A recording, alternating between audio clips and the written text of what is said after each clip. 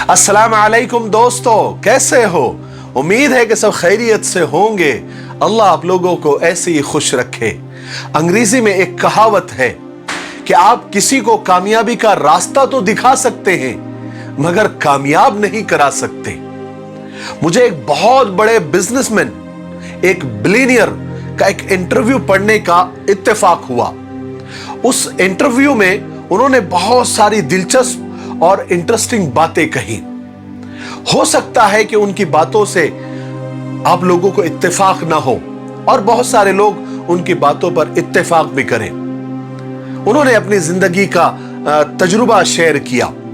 मुझे उनकी बहुत सारी बातें अच्छी लगी, इसलिए मैं आप लोगों के साथ शेयर करना चाहता हूं। आपको कैसा लगता है आप कमेंट में बता सकते हैं। उन्होंने अपने इंटरव्यू में कहा कि दुनिया में नौकरी करने वाले अक्सर लोग खुशहाल नहीं हो सकते।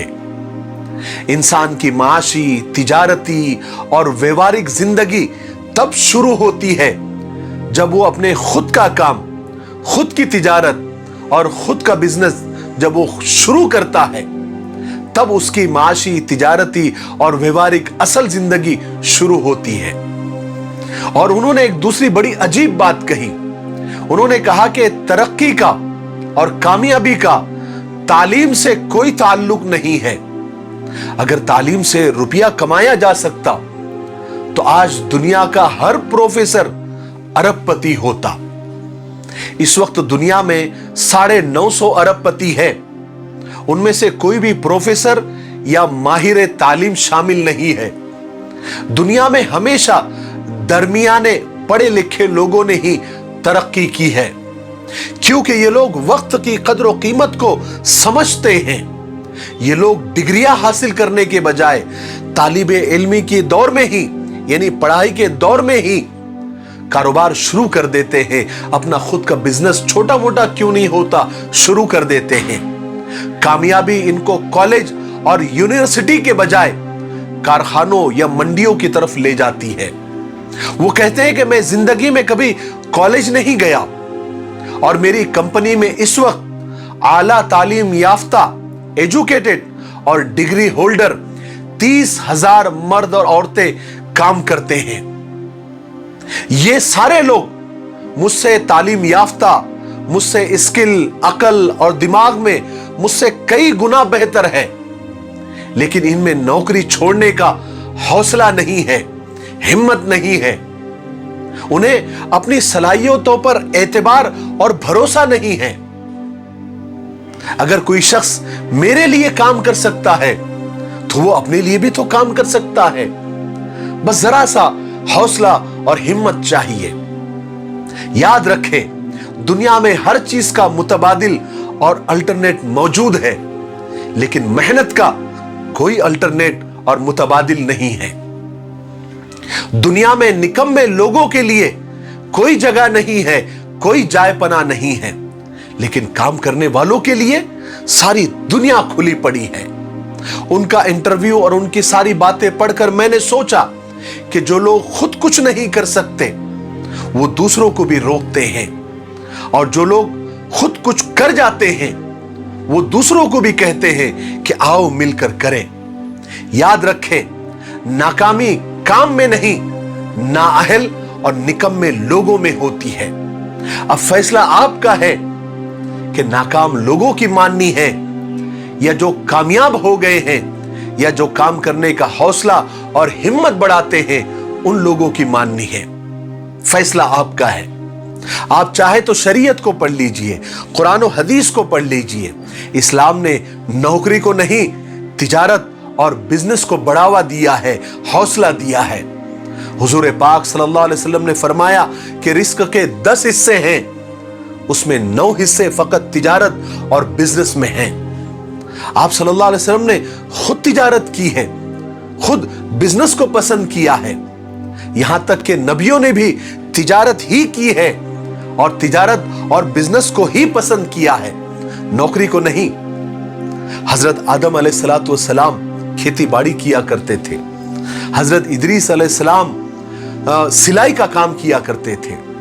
हजरत दाऊद अलैहिस्सलाम जिरहे बनाया करते थे। اور بہت سارے نبی، بہت سارے انبیاء بکریاں چرایا کرتے تھے۔ حضرت ابو بکر، حضرت عمر، حضرت عثمان، حضرت عبد الرحمن بن عوف رضوان اللہ تعالی علیہم اجمعین اور بہت سارے صحابہ کرام تجارت ہی کیا کرتے تھے، نوکری نہیں۔ امام بخاری خود تاجر تھے، اور امام ابو حنیفہ رحمۃ اللہ علیہ یہ تو بڑے تاجروں میں اور بڑے بزنس مین لوگوں میں ان کا شمار ہوتا تھا۔ حضور پاک صلی اللہ علیہ وسلم نے فرمایا کہ سچے اور امانت دار تاجر اور بزنس مین کا حشر قیامت کے دن نبیوں کے ساتھ، صدیقین کے ساتھ اور شہیدوں کے ساتھ ہوگا۔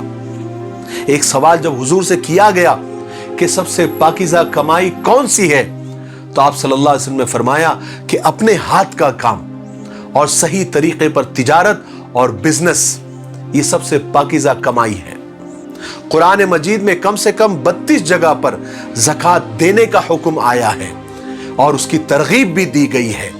اسی طرح 16 جگہ پر صدقہ دینے والوں کا ذکر آیا ہے۔ اس کے الٹ شاید ہی کوئی آیت ایسی ہو جس میں زکوٰۃ اور صدقہ لینے کی ترغیب دی گئی ہو۔ اس کا مطلب یہ ہوا کہ قرآن پاک نے خود حلال طریقے سے پیسہ کمانے کی ترغیب دی ہے، اور اسلام کا منشا بھی یہ ہے کہ ہم زکوٰۃ اور صدقہ دینے والے بنے، نہ کہ لینے والے۔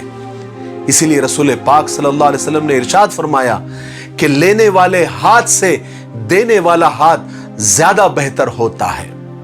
میری ایک بات یاد رکھے، پیسہ، مال، دولت کوئی بری چیز نہیں ہے جیسے کہ بہت سارے لوگ کہتے رہتے ہیں۔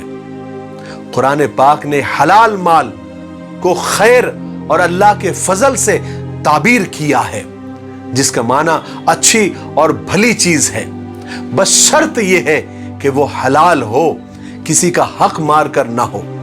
میری ساری باتوں کا ہرگز یہ مطلب نہیں ہے کہ نوکری کوئی بری چیز ہے یا کوئی حرام کمائی ہے، نہ، لیکن نوکری تجارت سے بہتر نہیں ہو سکتی، کیونکہ اسلام اور انسان کی فطرت میں آزادی ہے، اور تجارت کا دوسرا نام آزادی ہے، اور نوکری ایک طرح کی غلامی ہے، اور غلامی کو نہ اسلام پسند کرتا ہے نہ انسان کی فطرت۔ کاش کاش میری آج کی باتیں آپ تمام ان پڑھے لکھے بے روزگار نوجوانوں تک پہنچا سکے جو دن رات بے روزگاری کا رونا روتے ہیں، ڈپریشن میں چلے جاتے ہیں، یا بہت سارے تو سوسائیڈ اور خودکشیاں تک کر دیتے ہیں۔ مگر اب فیصلہ آپ کا ہے، آپ میری آج کی باتوں کو اپنی کامیابی کا راز سمجھے یا ہوا میں اڑا دیں، لیکن مجھے امید ہے کہ آپ ایسا نہیں کریں گے۔ آپ کو میری آج کی باتیں صحیح لگی ہوں گی، اچھی لگی ہوں گی، اور آپ اسے ضرور شیئر کریں گے۔ میرے لیے اور پوری امت کے لیے اور پوری انسانیت کے لیے خیر اور بھلائی کی دعا کرتے رہیں۔ السلام علیکم ورحمۃ اللہ وبرکاتہ۔